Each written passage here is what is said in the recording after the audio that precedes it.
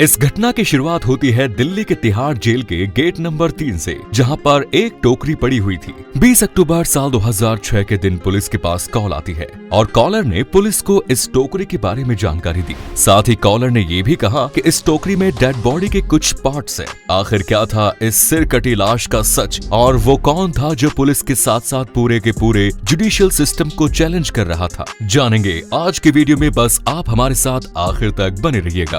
Police जैसे ही उसकी बताई हुई जगह पर पहुंची, वहां उसे एक टोकरी मिलती है। उस टोकरी में बॉडी पार्ट्स के अलावा एक चिट्ठी मिली। उस चिट्ठी में देश की न्याय व्यवस्था के बारे में अभद्र भाषा में कुछ बातें कही गई थी। चिट्ठी का एक लाइन में यही मतलब निकलता था कि दम है तो पकड़ कर दिखाओ। ये घटना और चिट्ठी पुलिस और जुडिशियल सिस्टम को खुला चैलेंज था। पुलिस कॉलर की वॉइस और चिट्ठी की हैंडराइटिंग को ट्रेस करने में लग गई। कॉल किसी एसटीडी बूथ से आया था।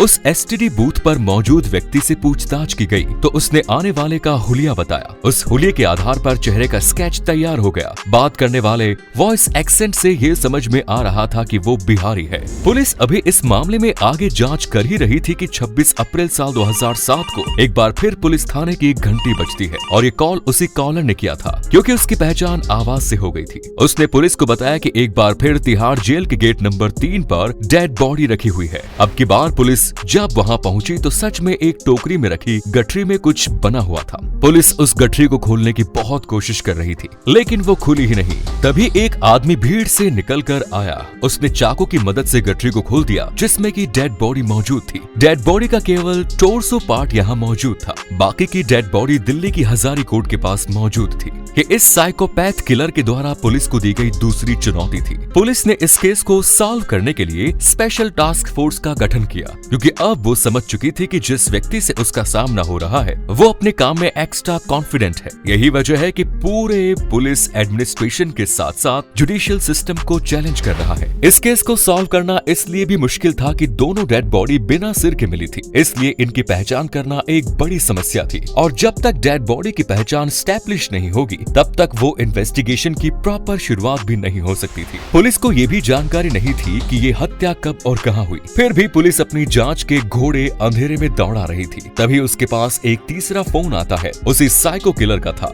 वो पुलिस को बताता है कि तिहाड़ जेल के गेट नंबर 3 के पास ही एक और सिर कटी लाश पड़ी हुई है। इस बार उसने जो चिट्ठी लिखी उसमें उसने पुलिस को एक बार फिर चैलेंज किया कि वो बीते 7 से 8 सालों से लगातार मर्डर करता चला रहा है। अब तो उसके ऊपर इनाम रखा जाना चाहिए। इतना ही नहीं, इस सीरियल किलर ने यहाँ तक लिखा कि अगर वो किसी की हत्या ना करे तो उसका दिमाग खराब हो जाता है। इस बात से एक बार फिर ये फैक्ट निकल कर आता है कि जो भी इस काम को कर रहा था वाकई वो मानसिक रूप से बीमार था। पुलिस पर इस मामले की जल्द से जल्द जांच करने का दबाव बनता जा रहा था, लेकिन पुलिस को आगे बढ़ने के लिए कोई क्लू नहीं मिल रहा था। तभी उसे याद आया कि साल 1998 में भी एक ऐसा ही मामला सामने आया था, जिसमें कि एक व्यक्ति को अरेस्ट भी किया गया था, लेकिन उसके खिलाफ कोई एविडेंस नहीं मिला। इसलिए 3 साल बाद केस को बंद कर दिया गया। इसी समय पुलिस के पास एक इनपुट ये आता है कि वांटेड लुक वाला एक आदमी आजाद नगर में एक डॉक्टर के क्लिनिक में रेगुलर विजिट करता है। पुलिस टीम आगे बढ़ रही थी और उसे लीड कर रहे थे नरेंद्र पहलवान। अगले दिन पुलिस की टीम डॉक्टर के क्लिनिक में डॉक्टर से मिलने के लिए पहुंची।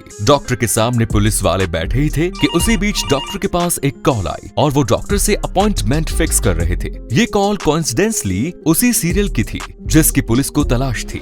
पूछताछ के दौरान डॉक्टर ने बताया कि पुलिस जिस हुलिये वाले आदमी के बारे में जानकारी हासिल कर रही है उसका नाम चंद्रकांत झा है, जिसकी 5 बेटियां हैं और उन 5 बेटियों की डिलीवरी उसी डॉक्टर ने कराई थी। डॉक्टर ने ये भी बताया कि चंद्रकांत उसके ब्रदर इन लॉ को मारने की कोशिश कर रहा था। पुलिस की जांच अब सही डायरेक्शन में जा रही थी। पुलिस ने डॉक्टर के ब्रदर इन लॉ को भी इन्वेस्टिगेट किया, जिससे उसे ये इन्फॉर्मेशन मिली कि चंद्रकांत के पास एक मोटर कार्ट है जिसके जरिए वो सब्जियां बेचा करता था। पुलिस ने इसी लीड पर काम करना शुरू किया। आगे चलकर पुलिस ने चंद्रकांत झा के घर को ट्रेस कर लिया और उसे घर से गिरफ्तार भी कर लिया। इस सीरियल किलर के पकड़े जाने के बाद दिल्ली में लोगों की जान में जान आई। इसके बाद जो कहानी सामने आई वो इससे भी ज्यादा भयानक और दिल दहला देने वाली थी। चंद्रकांत झा की गिरफ्तारी देखते ही देखते मीडिया के माध्यम से पूरे देश की सुर्खियां बन गई। हर कोई ये जानना चाह रहा था कि आखिर ऐसा कौन सा अपराधी है जिसने की पुलिस के साथ साथ पूरी की पूरी न्याय प्रक्रिया को ही चुनौती दे दी। पुलिस के तमाम सवालों के जवाब चंद्रकांत के पास थे और चंद्रकांत झा पुलिस के कब्जे में था। वो पुलिस को सब कुछ बताने के लिए तैयार हो गया, बशर्ते पुलिस उसके साथ मारपीट न करे। पुलिस ने इस समस्या से जो सच्चाई निकलवाई, उसके अकॉर्डिंग चंद्रकांत झा अपनी 5 बेटियों के साथ दिल्ली में रहा करता था। उसने दिल्ली के हैदरपुर में घर लिया था। Indian institute of public administration की एक रिपोर्ट के मुताबिक बिहार में गरीबी और बेरोजगारी का स्तर इतना भयानक है कि एक साल में 4.42 मिलियन लोग बिहार से बाहर चले जाते हैं, और वो भी केवल पैसा कमाने के लिए, ताकि वो अपना घर परिवार चला सके। बस इसी तरह अपना परिवार पालने और घर चलाने के लिए चंद्रकांत झा बिहार से दिल्ली आया। शुरुआत में उसने सब्जी मंडी में काम करना शुरू किया, जहां वो सब्जी के कार्टन और बोरियों को लोड और अनलोड करने का काम किया करता था। धीरे धीरे चंद्रकांत झा की लाइफ सेटल हो गई और ठीक ठाक चलने लगी। लेकिन एक रात चंद्रकांत ने देखा कि एक गुंडा किसी निर्दोष आदमी को मार रहा है। चंद्रकांत ने इंटरफेयर किया। उसका नतीजा ये हुआ कि उस गुंडे ने चंद्रकांत को मौत के मुंह में पहुंचा दिया। उसकी किस्मत अच्छी थी कि वो समय पर अस्पताल पहुंच गया और उसकी जान बच गई। लेकिन इस घटना ने चंद्रकांत को एक अच्छा खासा सबक जरूर सिखा दिया। चंद्रकांत झा को ये बात अच्छी तरह से पता चल गई कि किसी भी तरीके से हमें अपनी ताकत को बढ़ाना पड़ेगा। सबसे इम्पोर्टेंट आपकी अपनी पावर होती है। इसके बाद चोट से रिकवर होते ही चंद्रकांत झा ने मार्शल आर्ट की ट्रेनिंग शुरू की। दरअसल चंद्रकांत झा जहाँ काम करता था, वहाँ पर यूनियन लीडर काम करने वाले लोगों से अवैध वसूली किया करते थे। चंद्रकांत झा ने इसका विरोध किया। इसका नतीजा यूनियन लीडर की पिटाई हो गई। यूनियन लीडर के हाथ से ब्लीडिंग होने लगी। चंद्रकांत को जेल जाना पड़ा। इतना ही नहीं, उसकी पत्नी को भी जेल जाना पड़ा, जबकि इस घटना से उसकी पत्नी का कोई लेना देना नहीं था।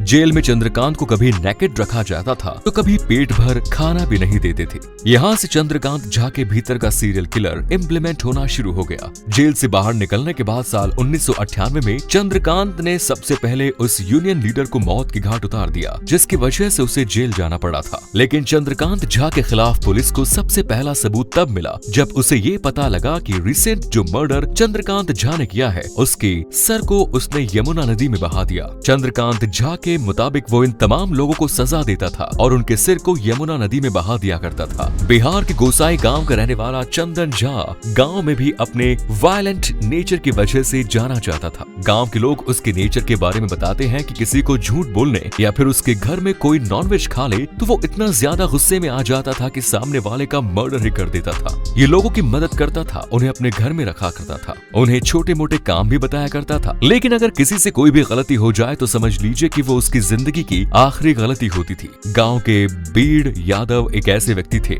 जिन्हें चंद्रकांत ने अपने जाल में फंसा लिया था। वो उन्हें मारने के लिए अपने अड्डे पर ले गया, जहां उन्होंने देखा कि पहले से ही 2 आदमियों को बुरी तरह बांध कर रखा गया है। लेकिन इसके पहले कि चंद्रकांत झा अपना काम कर पाता, वीडू यादव ने बहादुरी से काम लिया और अपने साथ साथ उन दोनों की जान बचाकर वहां से भाग गए। फिलहाल चंद्रकांत जेल में है, लेकिन जो लोग उसके ट्रैप से बच गए हैं उन्हें लगता है कि जेल से छूटने के बाद चंद्रकांत झा उन्हें जरूर नुकसान पहुंचाएगा। वैसे आप इस स्टोरी के बारे में क्या कहते हैं, कमेंट्स में जरूर बताएं। जय हिंद, जय भारत, वंदे मातरम।